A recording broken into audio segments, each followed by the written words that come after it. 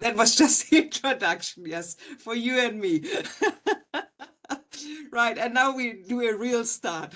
Yes, Okay, we can restart. we restart, right. So we were talking about Zygmunt Bauman and Michael Schissler um, addressing the idea of spirituality and theology, saying, look, not necessarily is the consequence that you actually end up in a communio if you start reading the gospel. And even this is just one event. It might feeds your soul for a moment, but then again, in a fluid context, it may not make a difference. And on the other hand, we have the position of Ludger Schulte, who is a Catholic theologian from Germany, and he's even a monk. And he said, look, communio, still in a fluid society, communio is pretty important. And in fact, it's the fundamental aspect of Christian culture. So you can't think Christianity without thinking communio. And he explains that this is due to the triune God. So if God himself is three in one, to put it very, very simply, is three in one, and then of course we do have the idea of communio here. So we can say, well, if God is communio in itself, or in himself or herself, or whatever you'd like to put it, then the Christian culture is deeply shaped by communio and an understanding of communio, or at least a desire to have communio. And this is very important to him. So it's all about unity in communio and unity in diversity, as we say in church. It's about unity in diversity, and the diversity that lives up to the ideal of unity, because everyone has his or her place in that. Now, last week, we came to the point that we said, all right, if communio is that important, we still have to consider what's about the individual. As I said before, it would be very bad if the individual would be killed by a very strong understanding of communio. And we do have this question still today in monastic communities, saying, look, there may be a tension between the individual's desire and the communio's approach or understanding of life and ways of dealing with life. So it's always a relationship of tension. And in research, we would say, yeah, you have to trade it a bit. You know, you have to give a little, take a little, find a compromise or anything like that, and work on this. You can't just leave the tension and say, look, either communio wins or the individual wins. No, instead you have to do a little trade and ask yourself, in what situation is it really good to gain the help of communio?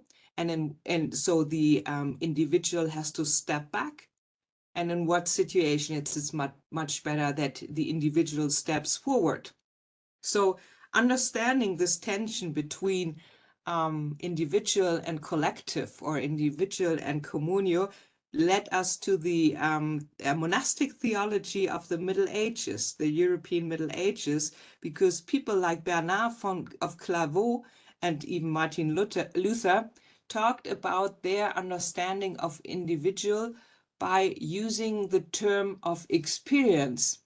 So they said a very crucial aspect of individual spirituality, which may come into conflict with the idea of communio, lies in the personal individual experience of the personal relationship to God, for instance, of the personal understanding of the gospel, and so forth. But, however, Bernard of Clairvaux and Martin Luther also, while dignifying and cherishing the personal experiences of an individual, also said that doesn't mean that you can throw away the collective. You cannot throw away the communio. In fact, here the tension comes up again. In fact, the individual needs communio as a correcting as a correcting agency in a way, because somebody has to provide foreign experiences in order to check out what the personal experiences are. So we came to this point apparently, and I jump into the manuscript now to make it easier to follow the lesson, the session, the session, addressing the point of the of providing foreign experiences of the communio in order to help the individual. And let's see, somebody joined in, good. And to the foreign experience provide to help the individual. So let me put this, say it clearly. At the latest, in this tension, at the latest, communio comes into play when it comes to the sustainable interpretation of the raw material of experiences, of spiritual experiences, which have been just gained. So the individual makes some experiences, and now it's all about checking out what these experiences are. And here communio comes into play. Here, according to Bernard of Clairvaux, the different and even foreign experiences of the communio, the collective you are actually living in and sharing your experiences in, already is sedimented by history and tradition, and the different language, sometimes also the authority of the collective, of the communio, help, and always are the help that is needed. And now that's the point. What do we need this for? It's needed to interpret and ultimately understand what has been experienced. So the corrective thing is that the collective thing is that experiences is provided by the individual, and the idea is that the collective experiences, the sedimented knowledge, spiritual knowledge, is provided by the collective. That's the basic idea. And then they talk about, if you want to put it like this, about the raw material of experiences just gained. So more precisely, it's a matter of a different experience provided by the collective to help understanding the subject to come to his own new experiences, because only by this event, by this process, it becomes possible that the handed down experiences gains relevance. And that's what it's all about. Spiritual experiences in the setting of communio needs to gain relevance and can shape the spiritual life of the individual. So as we can see in this example by Bernard of Clairvaux, how helpful it is for the individual to be part of a collective. So the authority, and that's the other side of the coin, the authority of community is limited to help the individual. In other words, it is clear that one's own experiences continue to be understood as the author of relevance and certainty on individual basis, saying that communio doesn't kill the individual, but leaves the individual as the author of relevance and certainty of one's own individual spiritual experiences. At the same time, the individual also needed and still needs the external experiences provided by the communio in order to adequately understood what has been experienced, and how this can be put into words and have a lasting impact on the spiritual life. This process of trading and negotiation that needs to be done now should serve the individual's search for meaning and not the imposition of communal positions. This is very, very important. This makes clear that the process of negotiation, potential spiritual abuse, and the unhealthy exercise of power relations were and are separated by a sometimes very narrow ridge. So it's a big danger. It's even a danger of spiritual abuse that lies in this tension between the individual and the collective. So communities always need to be cautious about this and need to add a huge amount of sensitivity to their agenda of renewal. Thinking about this, thinking about renewing your community, you always have to think about the value of the individual and his or her own experiences. Nevertheless, the concept of communio needs not to be exhausted in the provision of a corrective external experiences. The monk Martin Luther, and now we are sort of heading into the 16th century, the monk Martin Luther went one step further here by making it clear that the deed that emerges from experiences should also aim at and shape communio. Specifically, he demanded that nobody should be seduced by the focus on Christ, faith, and the Holy Scriptures, and therefore had to lead a life as an island and thus isolate himself and refrain from reference to the world. Rather, he suggested, faith should unfold. It should unfold on the basis of the experienced encounter with God, also and especially toward one's neighbor. So Martin Luther summarized this idea of not becoming an island and living your perfect spiritual life, but rather, share this as a gift to the collective, even the collective beyond the commune you are living in. He summarized this idea in the year 1520 when he was writing his big pamphlet on the freedom of a Christian person. And here he states, and I do quote it in German, but I will translate it in a minute. Hier he states, ein Christenmensch ist ein freier Herr und über alle Dinge und niemand untertan. Ein Christenmensch ist ein Dienstbarknecht und ein Dienstbarknecht aller Dingen und jedermann untertan. So it's about the Christian and the Christian person. In fact, it's about the Christian believer. And in the first sentence, Martin Luther says that a Christian is an absolutely free person. And no Christian at all, no Christian believer at all is ever called to be obedient to anyone. So here we've got the idea of an inner person. So the inner person of the Christian believer, the one where your soul is touched, the one which is in touch with God and his grace, if you want to put it like this person is always free due to the grace God actually is given to everybody. This is, in fact, one of the basic idea of Lutheran theology, saying, look, we've got this idea of justification by God. And the idea of justification by God in a Lutheran sense says that by God's grace, every person who embraces this grace by faith is free. That's the basic idea. So you don't need anyone in between.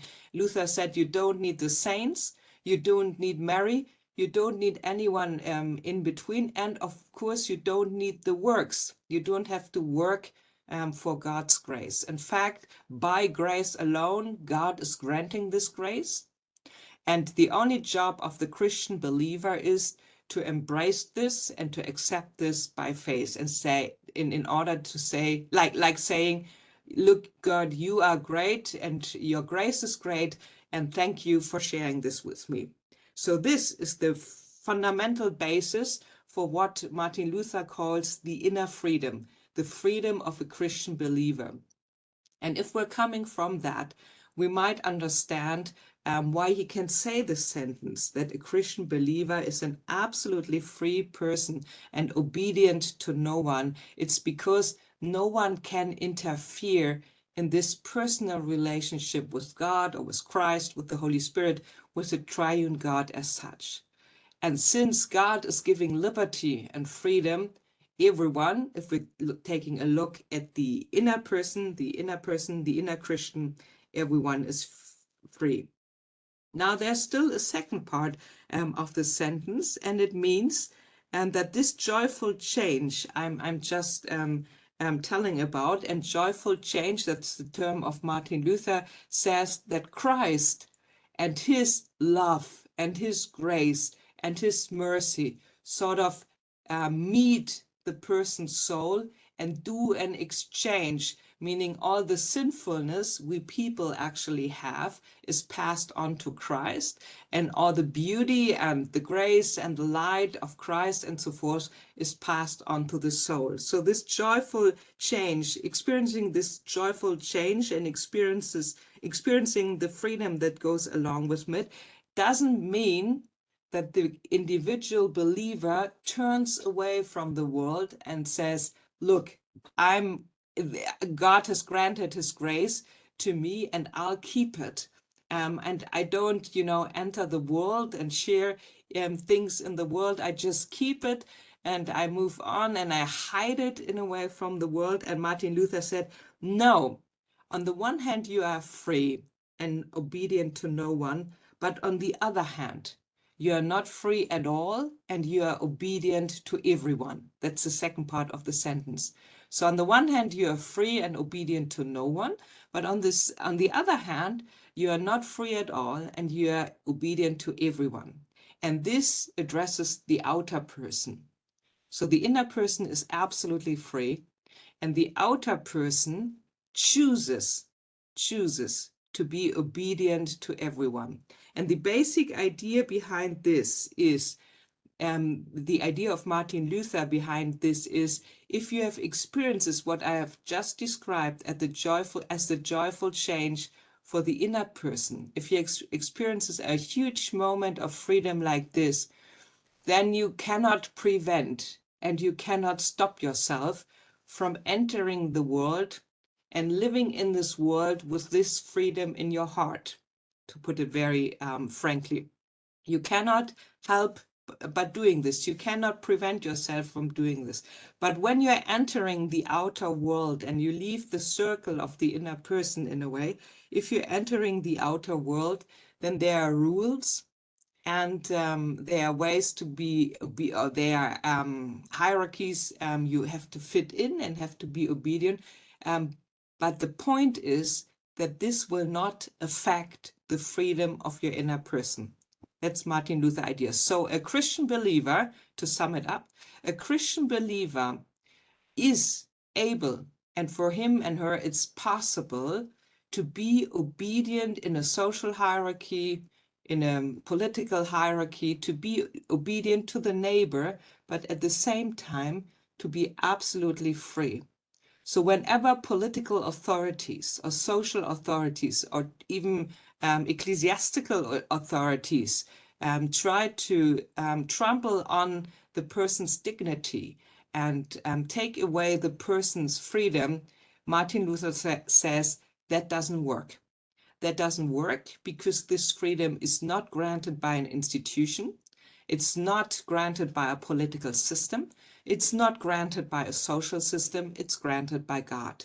And that's the main difference. So if you're coming from this idea of theology, then it makes sense to think anew about the relationship between the individual and the communio, because at that point, we can say we may have a strong individual, very much grounded in the freedom of God, pretty much grounded in that.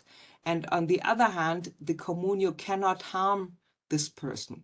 It cannot harm it at all. It may throw away the outer dignity, but it cannot harm the inner dignity.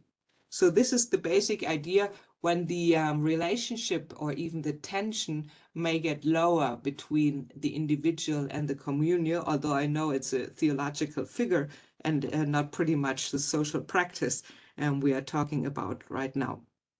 So this is important to know about this part of Lutheran theology when we're talking about the understanding of community and communio in the Lutheran Church.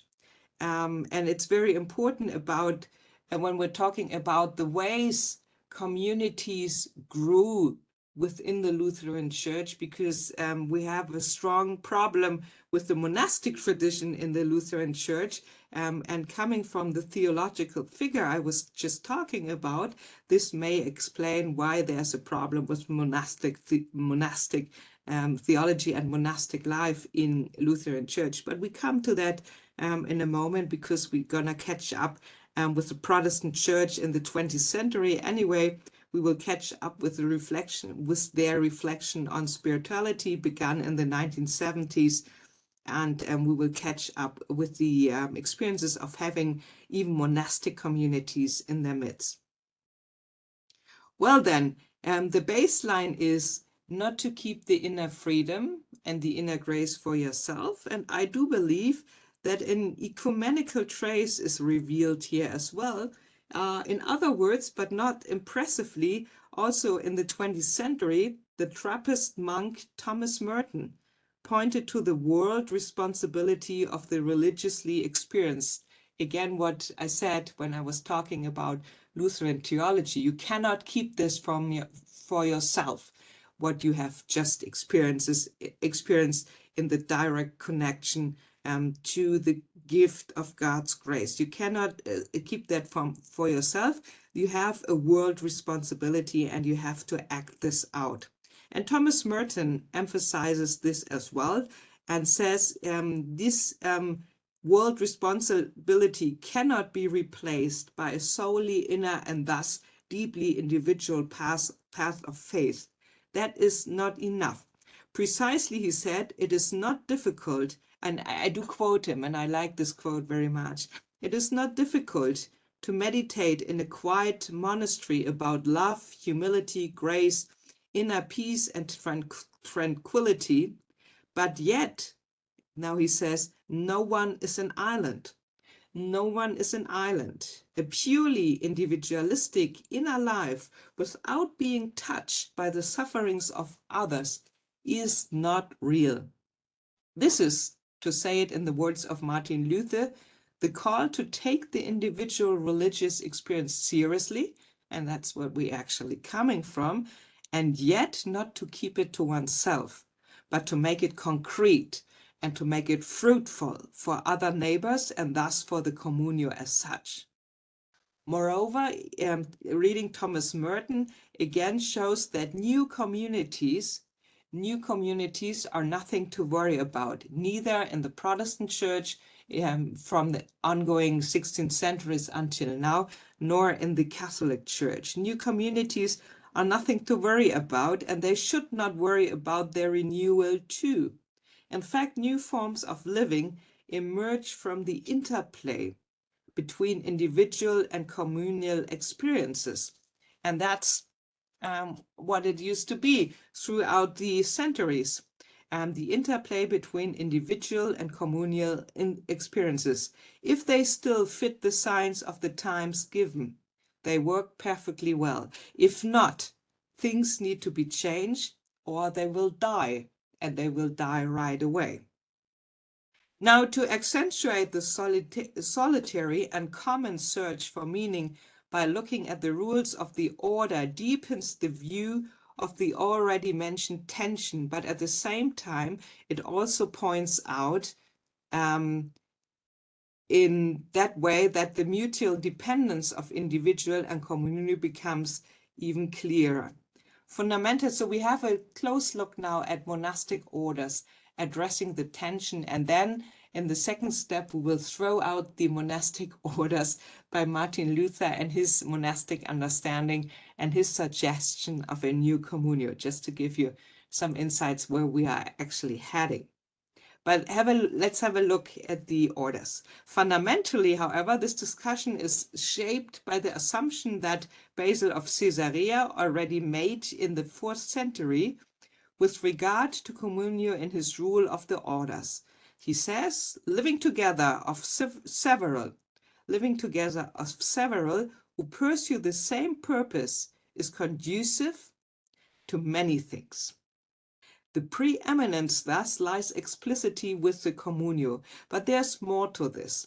According to Basil, conducive includes not only the satisfaction of needs, the procurement of what is otherwise lacking, but also and especially the fulfillment of what he calls the law of love given by God. So you need the other to fulfill the law of God, the law of God given by the law of love, it's this way, given by God. The mission of a communio, of a collective, goes far beyond the gathering of religiously experienced people and is at the same time not an end in itself. Rather, the common vision and thus also the common work on spiritual life is underlined here. The fulfillment of the law of love can only succeed by living and working together, because for this, in addition to the prayer rhythm of the communio, the self-knowledge of the individual, and thus also the recognition of one's own mistakes, is of great importance. However, only external and different people could point out errors of individuals. In short, in seclusion, it is not easy to get to know one's own errors. That is what Basil says. In seclusion, it is not easy to get to know one's own errors because one has no one to rebuke and gently and compassionately correct one. For Basil, then, it was a matter of correction for God's sake, not the exercise of blind and subjugating authority, and is precisely this correction by the communio that helps the individual to grow in his spiritual journey, a journey that could even lead to new ways of religious life and to new understanding of communio. The basis of both the common life and the beneficial help is found in the common mission of the communio, in its common vision, its common mission and its common vision. Basil concretizes this and states that the efficiency of the Holy Spirit, which lies on the individual, must be passed over to the communio. If this does not happen, if the efficiency of the Holy Spirit from the individual is not passed over to the communio, the gifts of the Spirit would become useless because they are not used, and the charism granted to the communio could not be effective. But this would be contrary to the main commandment of all common life, which is to love God first and then one's neighbor, and to live accordingly to this claim. This is also emphasized by the Augustinian rule, which is still fundamental for numerous religious communities and has become increasingly binding since the 11th century. So only if the tension between I and we is negotiated on the basis of the common mission for the sake of God, it has the chance to be shaped in a way that is useful for life. This is the unanimous view of Basil and the Augustinian rule. Question is, what does this mean in concrete terms? Basil proves himself to be a connoisseur of inner processes in the communio when he states, a battlefield, a good way to progress, a constant practice and care of the commandments of the Lord is what living together as brothers is all about. And I guess this is a very wise way of saying this. Similar to Bernard of Clairvaux, he asked himself the question, where else could the measure of correction be experienced if people are not living together? So you have to live together to grow, to put it in my very simple words. Where else would the chance arise to progress on one's own path of sanctification? And where could the necessary humility be learned, which was demonstrated so impressively in the scene of Jesus washing the feet of his disciples? This learning path would be faster and more intensive in a communio that is called by Christ to be one heart and one soul, as we read in the Bible. Here the experience arises that such a life only succeeds in rare cases. Therefore, negotiations between the individual and the communio for the sake of God must take place with great intensity. It is therefore understandable that the Benedictine rule from the early 6th century, which is also fundamental for today's religious communities, advocates comparing the common life to a struggle and even a fight. Each monk fought an individual battle, or more precisely, a battle against loneliness, and again, it's against his own personal faults of the flesh and of the mind. Without the helping and also correcting communio, this fight could not be won, even if such fights could certainly force the tensions in the communio. Now, to resolve the tension, this tension was and is the task especially of those who bore and bear responsibility in the communio, because it's their first task, maybe their first and only task, to preserve unity within the community, as the rule of the Lutheran Fraternity of Christ, which is my communio, says. The rule of Benedict, therefore, inculcates the abbot to strive with all wisdom and prudence that he, the abbot, lose none of the sheep entrusted to him. That's the job of the boss, and not to lose any of the sheep entrusted to him. This basic orientation toward the individual should prevent human sympathy or antipathy from hindering the individual's spiritual journey. The rule of St. Francis from the year 2023 takes this point further and completely, in the sense of Francis of Assisi, addresses the fact that the soul of the confreres, of the brothers, is entrusted to the individual. So the soul of the brother is entrusted to me. Therefore, should one be lost through one's own bad example, the offender had to justify himself on the day of judgment. And here you can see how strongly important it is to take a close look at the individual and to dignify the individual and the individual's spiritual journey.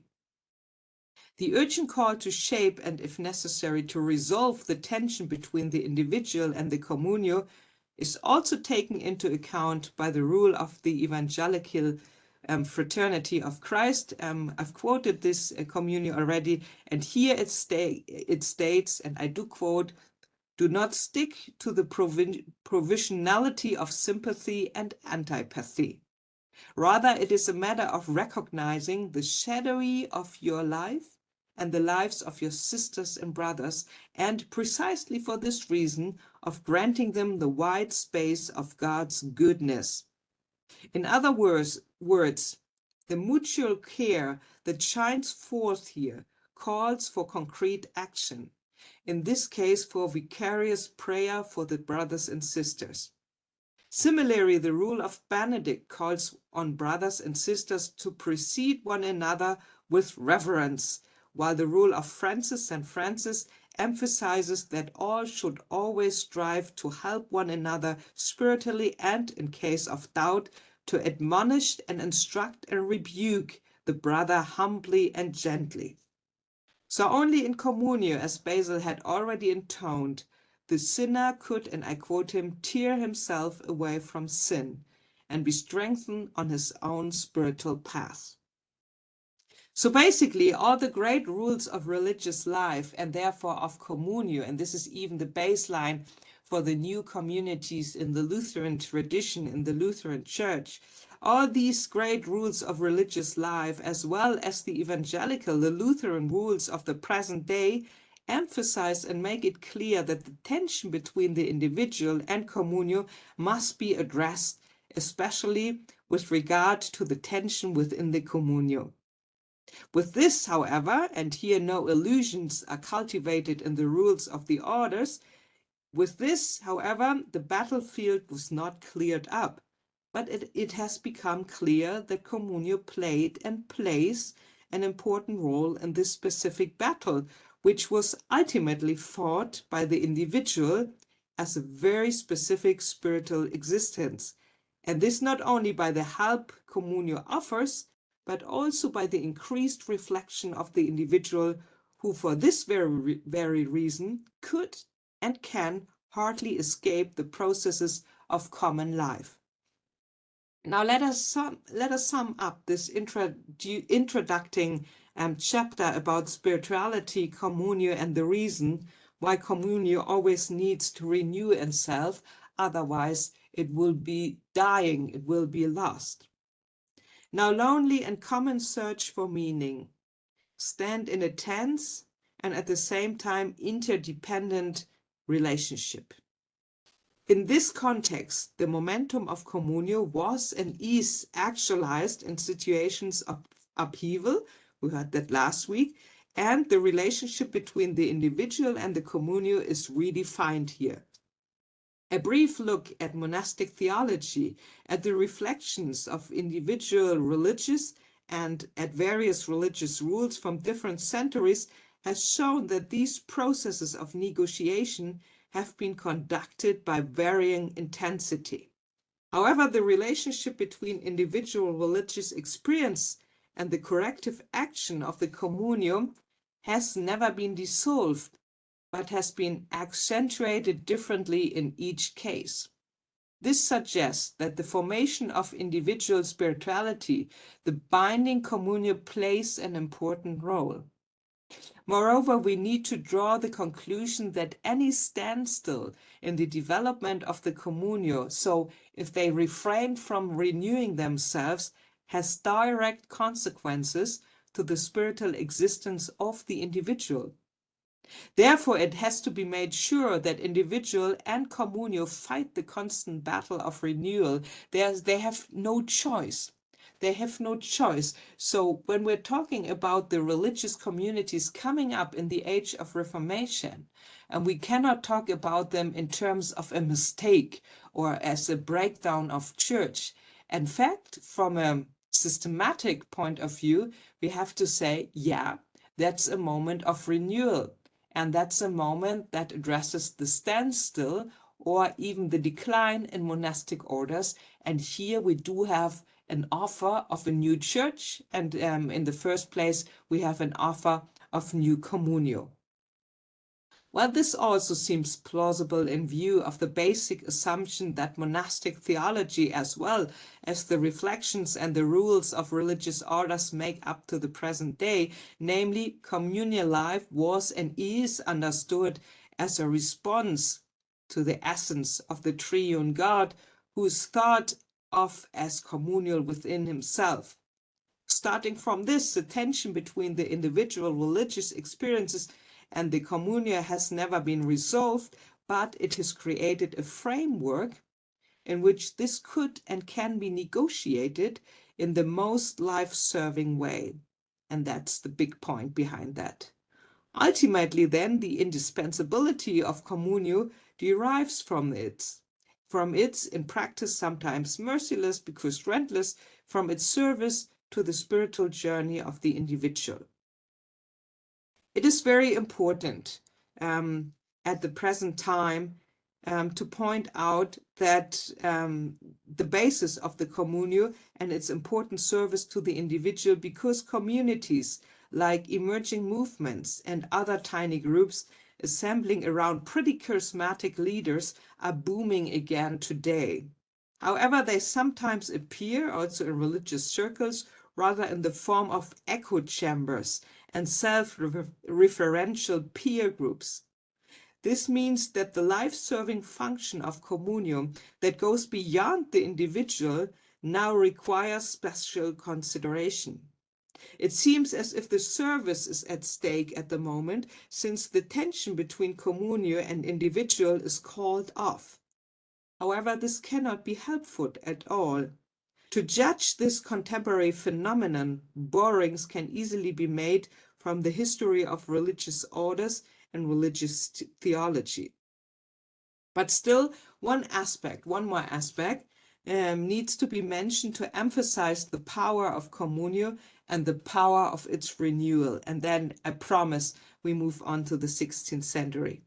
We are talking about the special task communio can fulfill if they get into their environment and make sure that they are familiar with the questions, structures, and challenges that surround them. Now, what does that mean? I'm talking about a book by Marc Auger, a French anthropologist. And this book is called The Illusionary Communio, or the Illusory Communio. The Illusory Communio. That's the title of a small volume by Marc Auger, which was published in 2015, at least in German, I guess. In French, it was about 2014. In this small volume about communio, Auger asks how communities are composed and where the impression actually comes from that they form a unit and a unity, that they can actually be understood as a communio. This actually rather hope for unity, Auger continues critically, does not exist at all, but is rather an illusion. Communio is an illusion, or if it is to be formulated less sharply, an ideal. Maybe in the sense of Max Weber, it's an ideal. And even more, because communio was an ideal, Auger continues, the communities in reality never get beyond a project status. They are therefore never finished or perfect, and unity in diversity is never fully achieved in them. That's the idea of Marc Auger. Any living community never gets beyond the status of being a project. Whoever, for whatever reason, feels part of a communio, therefore, for his own sake, has the task of accepting the unfinished, the provisional, and also the inadequate, and at the same time to admit that communio as such must be constantly improved and renewed. So this is a very realistic point of view, addressing the fact that living in a community means never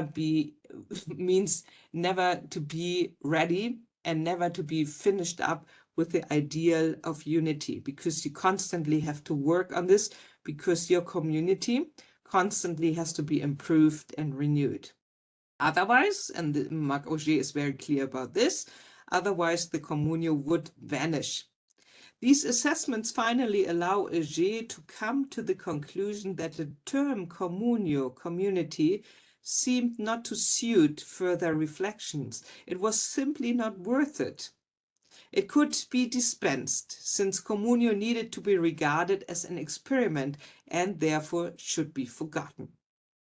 Whoever lives in a communio, like a monastic communio like mine, knows about its inadequacies. Everybody knows about provisional and also the unfinished part of communio.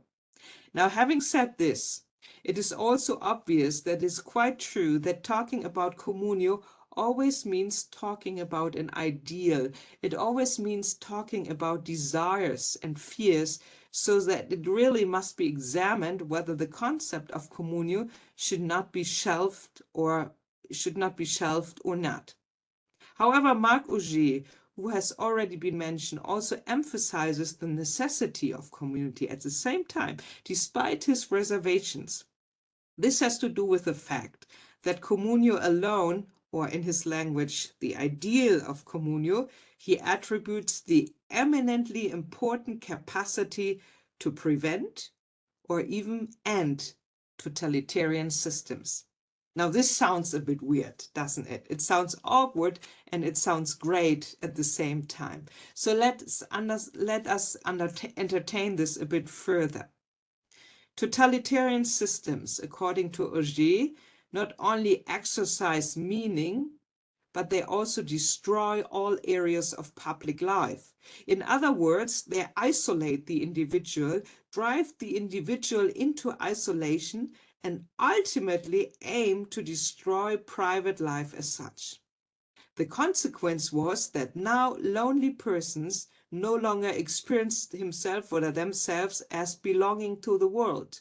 And according to Hannah Arendt, this was the most radical and desperate experiences of man, because a specific meaning was now prescribed for them that was not his own.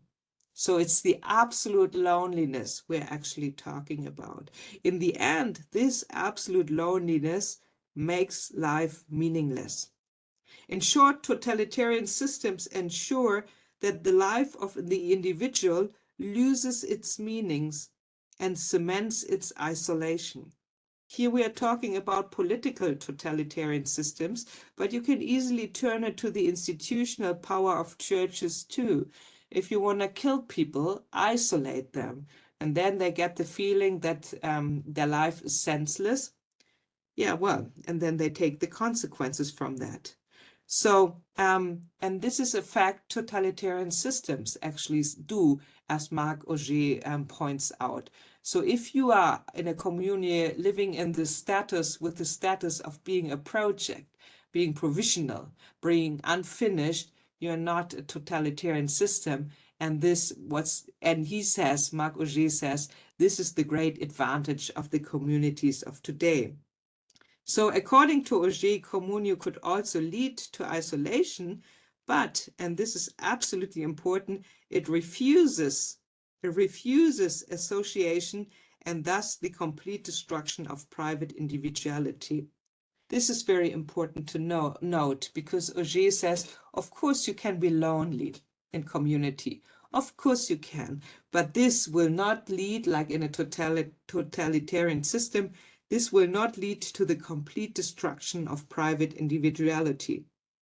Now, this was due to the fact that communio is an idea, a provisional arrangement, and sometimes, well, yes, unfinished, which always requires reflection, which always requires negotiation and reconstruction. And ideally, the communion knows what its values and orders, that its values and orders are provisional and practical imperatives that are to be reviewed constantly with all due respect, and that they are called to be changed if necessary.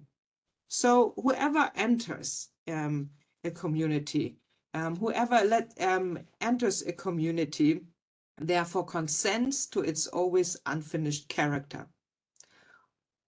Well, thus, communio stands in blatant contradiction to all totalitarian systems of explaining the world, which are not based on negotiation and change, but on the enforcement of a single view and a very, very specific truth. So watch out if your institution says we've got a very specific and excluding truth. Thus, if the world is not to be dominated by totalitarian systems, it is highly necessary to build and maintain communio again and again, and also to expose oneself to its challenges and to expose oneself to the changes that go along with that. Now, after walking through these general thoughts about communio and the necessity to renew itself, let us now turn to the upcoming historical chapters, and let us turn to the first historical chapters. But I hope that you have now an idea actually about the terms and the tensions we are dealing with. And I hope you have an idea about the fact that renewal of communities is inevitable. And it's, to put it very simple, it's a good thing.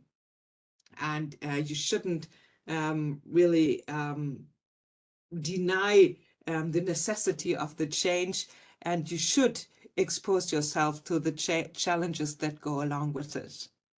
And now we try to put this in the historical point of view, addressing the question, what happened, coming from that understanding, what happened throughout the 16th, 17th, and later on the 20th century in the Lutheran Church, in a way that the Lutheran Church emerged as a new form of community coming up in the 16th century. Here we will see that we are probably find out how the Reformation, starting off in the early 16th century, dealt with old forms of monastic communio, and we will find out how these forms of life were dismissed and what has been offered instead. So what are the new forms of communio provided by Reformation? Addressing this leads us to the Reformation as such, as I just said, yet Reformation does not mean that all the orders and all these forms of community given there have been abolished at once. That could not happen. In fact, we also need to look at new forms of monastic life that came out of efforts to reform existing structures and alignment of the orders. And all in all, we will ask what steps were taken to achieve the goal to reform while reaching out for new forms of communion. Additionally, and as an example, we will take a look at new forms of communitarian life within the age of Reformation, issued, for instance, by the Anabaptist movement, while addressing the power of the so-called common man, meaning everybody like you and me.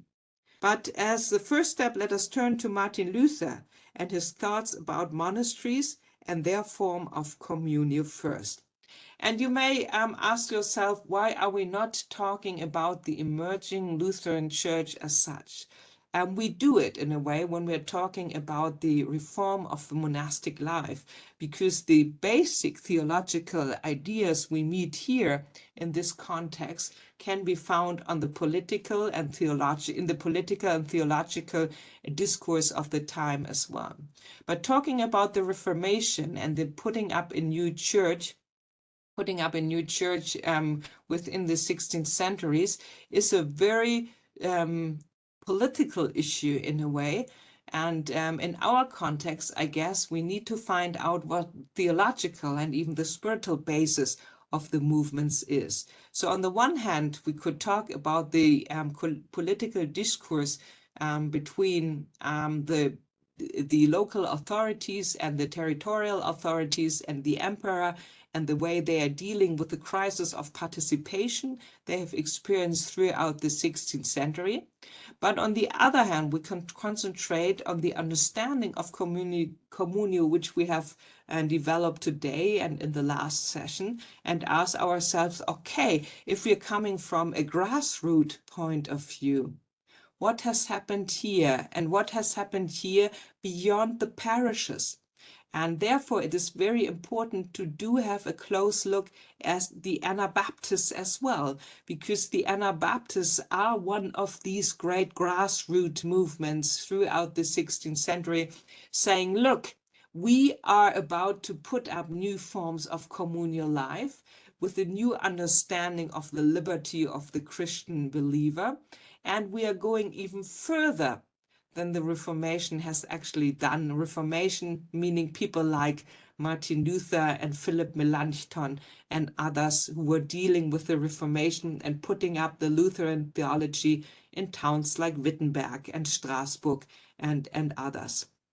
So we are choosing in this lecture, we are choosing to take the grassroots level point of view, if you want to put it like this, and work on this. So this in order to explain that we are not up to a political discourse concerning fighting for the Reformation and finding alliances and to deal with the problem of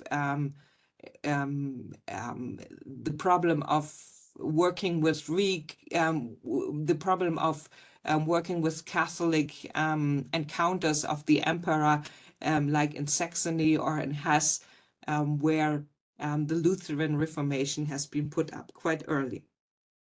So let us turn to Martin Luther and his thoughts about monasteries, and therefore his thoughts about a very special form of communal life. And it all started with critics, I guess. And let me start with a very strong quote by Martin Luther in this case. I read it out in English, and you see the Italian translation there. So, attributed to Martin Luther is the following. A monastery is a light in which the devil is abbot and prior, and the monks and nuns are damned souls.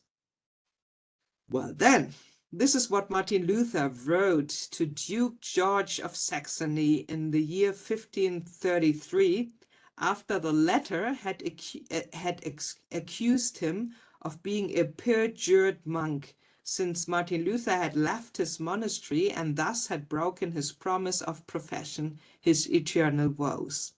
Luther then justified his sharp statement in detail by referring to the baptism of monks, which was wrongly regarded as a second and more valuable baptism than the baptism of a child, the baptism every Christian receives. Martin Luther, also referred to the ideal of perfection with which monks and orders set themselves apart from all other people, and he also referred to the vows, which were blasphemous works in his sense. If you remember what I said about the joyful change and God's grace given to every individual directly without any perfect people in between, this makes quite sense what he's saying as a critic right here. Because if he says that monks do regard them as pretty perfect on the religious field, and this is wrong, and if he says they regard their eternal vows at a second baptism and take them, understand themselves as very important people, this is also wrong. If we see that, we see, okay, you can only say that on the basis of the priesthood of all believers. And the priesthood of all believers has its foundation in the idea of God's grace given freely and in a great amount to everybody, and calling everybody to be a priest. And in fact, the theological figure of the priesthood of all believers is one of the important figures of Lutheran identity. His critics, Martin Luther critics, come from the understanding that everybody has a direct and strong connection to God, has a direct and strong relationship with God, and therefore doesn't need in between, doesn't need as an intermediate the perfect monks and the perfect monks with their perfect life and with their second baptism. So this is quite important to understand this in the sense of to understand the critics in the sense of the priesthood of all believers. Now, Luther can regard this as blasphemous works and what the monks are living there, and he can even draw the conclusion that these monks only served their own sanctification, but were not following in the footsteps of God. There is no word of Christ concerning monasteries. This is what Luther said. There's no word of Christ concerning monasteries. There's no word of the grace of God, which nullifies all self-interest and all self-righteousness, and no word of baptism, which alone is sufficient to keep all people in a covenant with God. Well, to put it in a nutshell, monasteries, from Luther's point of view, were, and I quote him, rats' nests. Luther stated, and should urgently be stormed and torn down. Whoever follows this trace of Martin Luther from the year 1533 can only assume that there would never be monasteries within the Lutheran Church. Of course not. And indeed, the German church historian Bernd Möller recorded in his reflection on the marriage of the Lutheran theologian Wenzel Link, a friend of Martin Luther, just this. In the year 2000, Bernd Möller noted, and I'll show it to you, one can virtually define Protestantism as the church without monks, without nuns, and without celibates. To this day, the divorce of the denominations is unbridged at this point. In short, the Lutheran Church had identified religious orders as foreign bodies and was henceforth to be a zone free of orders. And this very fact, Müller argued, marked an important and hitherto unbridged difference to the Catholic Church. Well, what Müller apparently did not know was that there are currently, in contemporary times, about 21 Protestant communities, well, orders, monastic orders in Germany, means religious congregations within the Evangelical Lutheran Church, in which sisters and brothers live a celibate life. Yes, they do exist today. These orders call themselves communities and are mainly seated in the Bavarian Regional Church. Even the largest one is located here. In addition, there are also Protestant communities, which are either pure family communities, that means they do not live a celibate life, or have both a celibate and a family branch. At present, we can assume in Germany a total of about 60 evangelical communities and orders, which were recognized by the Evangelical Church in Germany, the EKD, at the latest in the year 2007 as an integral and indispensable part of the Lutheran Church in Germany. Nevertheless, and at this point, some credit needs to be given to Bernd Möller, these evangelical orders, which need to be regarded as a new form of monastic life, were not appreciated at first, precisely because of such statements by Martin Luther and due to the value and strength of his narratives. Consequently, from the first founding movement in the early 20th century, it took until the year 1979 before the Evangelical Church in Germany began to come to terms with religious orders in its midst. But finally, they succeeded to accept this new form of communitarian life, and that was a big surprise to a lot of people in the Lutheran Church. Accepting evangelical orders happened pretty late, and this was due to the Protestant historiography of the 19th and 20th and early 20th century, which really denied the existence of orders in the midst of the Lutheran Church.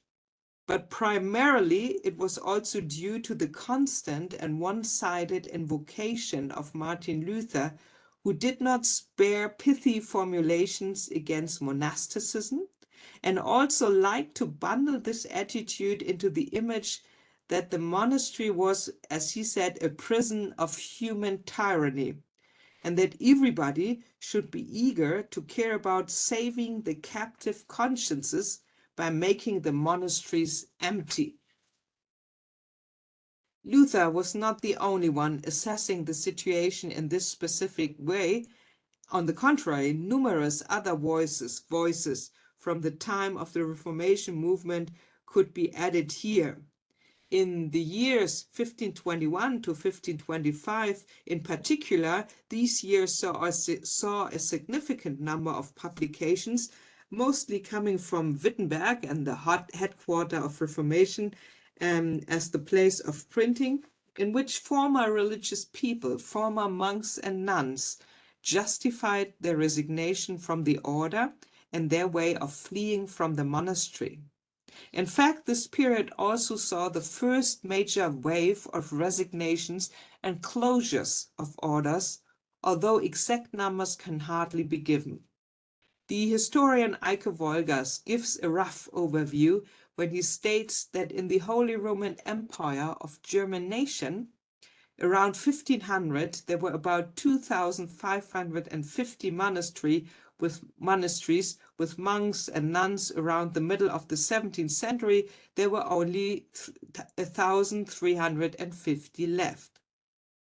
Also, there would have been about 75 convents with nuns that had become Protestant during that period of time, so changing the confession of the communio, but remaining as a communio. These figures and the intensity of the letters of justification from former nuns and monks lead the historian Antje Rückert to the thesis that in this case we are dealing with and I quote her, with a central phenomenon of upheaval of great extents. So meaning it's not about renewal communion, like the 75 convents with the nuns did. It's about breaking down communion and building new forms of communion. So we have a central phenomenon of upheaval of a great extent that can only be compared with the introduction of priestly marriage. In fact, she can easily state this, means Antje Rückert can easily state this, realizing how tense and harsh the debates were when the first priestly marriages occurred in Wittenberg or in Strasbourg. To give you an impression of the intensity, let me state that in Strasbourg, even wives like Katharina Zell defended her husband, the preacher at the Cathedral of Strasbourg, And by breaking gender hierarchies and boundaries, she did so. So even the wife defended the husband, and because priestly marriage, which was introduced in the early 16th century in the wake of the Reformation movement, was was a great upheaval throughout all the parishes. Consequently, Antje Rüttgart also speaks of a new literary form that emerged in the course of the resignations of the nuns and monks, because now a whole generation wanted to give an account of their monastery resignation, and by doing this, created its own public sphere while giving insights into their ideas of monastic life and also giving insights into their understanding of communio and the necessity to renew it. It is remarkable that also numerous women participated in it. This is a new form of participation in public discourse and cannot be underestimated. These, and I quote it in German, these Apologien and Verantwortung wider das unchristliche Wesen der Möncherei und nunnery means ways of explaining that monasteries needed to be regarded as less Christian than anything else, as Luther has called this literary form in his 1528 reflection on Ursula Münsterberg's escape from the convent, quite obviously focused on the subject and less on the contemporary gender hierarchy. In other words, suddenly women could take their stand, at least for a moment, before the empire managed to strike back, to put it in the Star Wars setting, meaning before church officials put their disregard in severe language. But let us state the following as highly important. This discourse did not end in the year 1524. As late as 1541, the Weimar Franciscan monk Friedrich Myconius wrote a history about the Reformation in which he includes accounts about monasticism. So he kept on dealing with the topic. But of course, the climax of the controversy had already been passed at that time. To be more precise, as early as 1528, Martin Luther declared that there was now an overabundance of these writings, that the children in the streets were already singing enough of them. In other words, Luther was fed up with the accounts bashing the monastic forms of life. In fact, he wanted to put the debate to another level by introducing his notion of critic and by considering alternative forms of religious life. So when we're talking about new forms of communio, we have to talk about the critics addressed by Martin Luther. And here we need the most important writings addressing this, having the title Devotis Monasticis Judicium, published in 1521 and, well, finally published in 1522, but written in 1521. And right away, after the Latin version approached, we also have a German version. And here you can see how important it was to put up the translation as well, because the discourse was very, very strong at that time, and it needed the voice of Martin Luther. Now I do stop the PowerPoint presentation because that's it for today. And next week, we're going to go on with this writing of Devotis Monasticis Judicium, hear the critics, and then figure out what the new forms of community may be. And I also stop the recording